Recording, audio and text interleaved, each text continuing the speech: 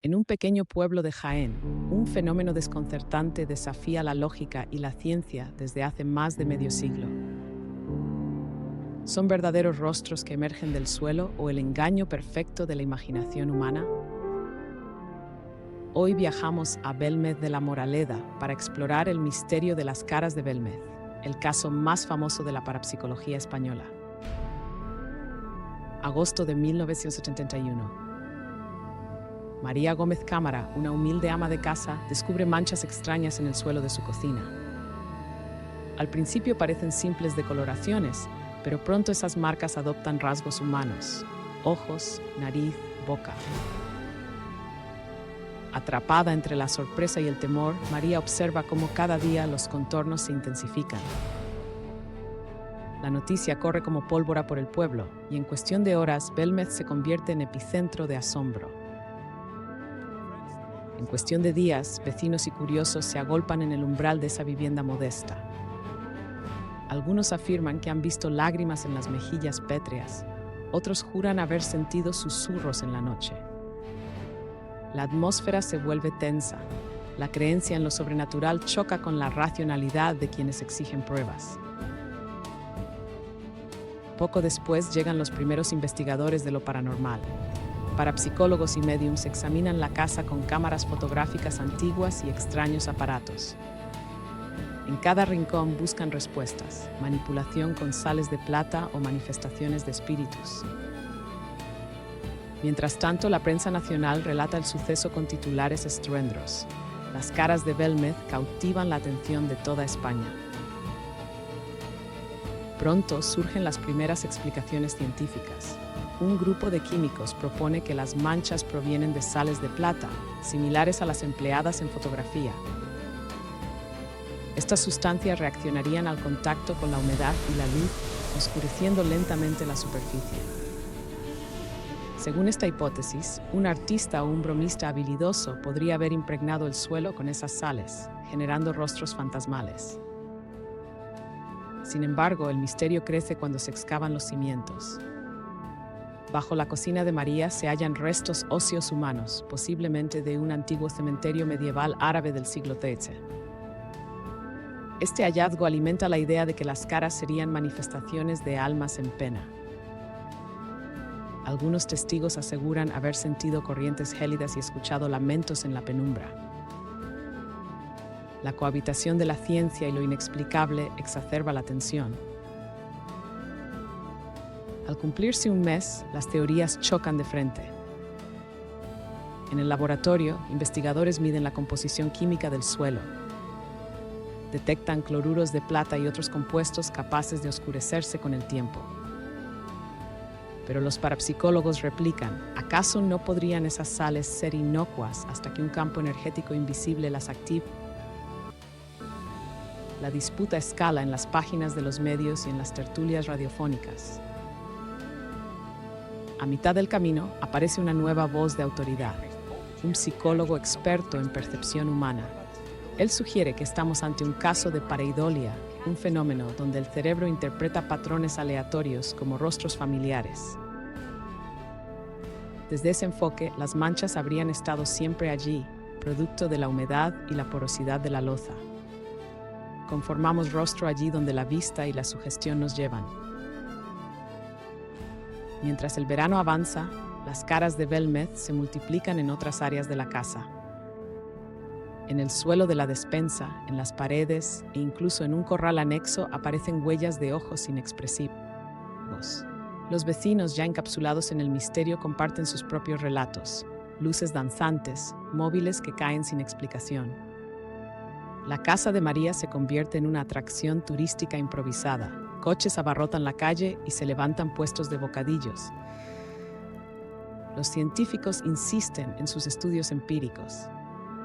Registran cronológicamente la aparición de nuevos rostros y fotografían cada fase de la reproducción de las manchas. Las cámaras de revelado muestran imágenes que parecen obra de un pintor, con sombreados precisos y expresión inquietante. A su vez, los parapsicólogos realizan sesiones de espiritismo, grabando psicofonías y clamando la presencia de entidades que piden justicia. El choque llega a su punto más alto cuando varios testigos aseguran haber visto a María levitar ligeramente sobre el tabique de separación con la cocina. La polémica trasciende lo local. Expertos de la Universidad de Madrid viajan a Belmez para evaluar evidencias. En ese momento, la casa se convierte en un laboratorio de lo desconocido. Todos observan, toman muestras, graban sonidos y entrevistan a protagonistas. La tensión alcanza un crescendo dramático. ¿Será posible que la ciencia y la fe dialoguen en un mismo espacio? Y entonces llega el punto de inflexión. Un exhaustivo análisis forense del suelo revela trazas de plata, pero también restos de material orgánico en concentraciones inusuales. Los químicos concluyen que solo una manipulación deliberada habría dejado aquellos compuestos. Se plantea la hipótesis del fraude, un plan minucioso cuyo autor podría esconderse entre los propios vecinos. En contraste, los parapsicólogos denuncian un complot para desacreditar la parapsicología, una conspiración que persigue silenciar lo inexplicable. El escándalo se desata en la prensa nacional.